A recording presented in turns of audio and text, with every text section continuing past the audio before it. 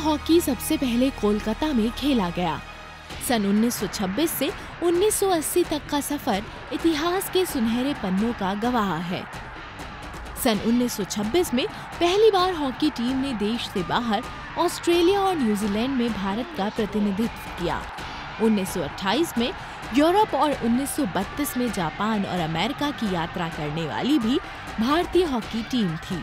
सन 1928 ये वो यादगार पल था जब पूरे एशिया की ओर से ओलंपिक खेलों में पहला गोल्ड मेडल जीतकर भारतीय हॉकी टीम का नाम सुनहरे अक्षरों में दर्ज हो गया। 1926 में इंडियन आर्मी टीम पहली बार न्यूजीलैंड टूर पे गई।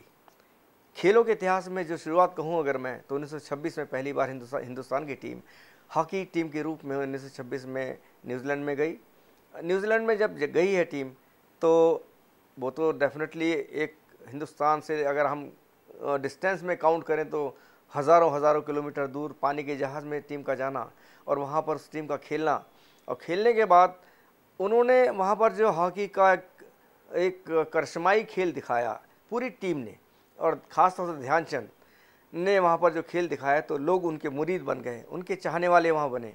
उनकी फेडरेशंस ने इनको हाथों हाथ लिया और हॉकी का नाम न्यूजीलैंड के अखबारों के थ्रू पूरे देश के अंदर सर्कुलेट हुआ।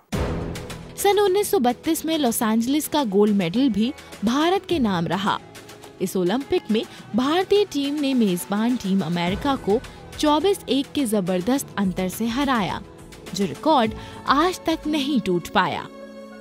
1936 के बाद सेकेंड वर्ल्ड वॉर की वजह से 12 साल तक ओलंपिक खेल नहीं हो पाए, लेकिन 1948 में आजाद भारत की हॉकी टीम ने पहली बार लंदन के ओलंपिक खेलों में वेम्बले स्टेडियम में हुए फाइनल मैच में ब्रिटेन की टीम को 4-0 से हराया।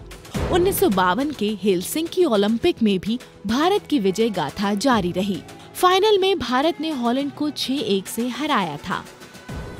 1932 का जब ओलंपिक लॉस एंजलिस के अंदर हुआ, अमेरिका के अंदर, वो भी अपने आप में एक ऐतिहासिक ओलंपिक रहा है हिंदुस्तान के लिए। इसी तरह टीम पानी के जहाज़ से लॉस एंजलिस पहुंची है।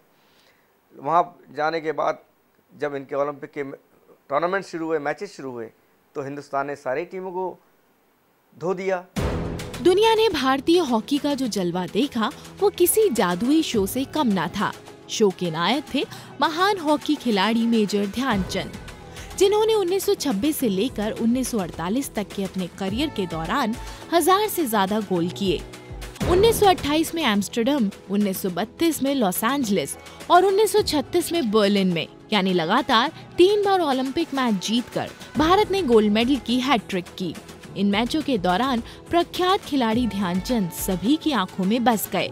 जब भारत के कुल 192 गोल में से 100 गोल अकेले ध्यानचंद ने किए। 1956 में पद्म भूषण से सम्मानित इस महान खिलाड़ी के नाम पर ही दिल्ली के राष्ट्रीय स्टेडियम को मेजर ध्यानचंद नेशनल स्टेडियम कहा जाता है। भले ही आज क्रिकेट की तुलना में हॉकी की लोकप्रियता कम हो, लेकिन ओलंपिक की रेस में जिस तरह हॉकी ने जीत का परचम लहराया है वो वाकई में अतुल्य है। ऐसे में बेहद जरूरी है कि आज की मौजूदा युवा पीढ़ी को अपनी इस धरोहर के बारे में बताया जाए, ताकि इस खेल से जुड़कर हर युवा ध्यानचंद, बलबीर सिंह, धनराज पिल्लई और दिलीप सिंह जैसे खिलाड़ियों की तर्ज पर ही अपने देश का नाम रोशन कर सके।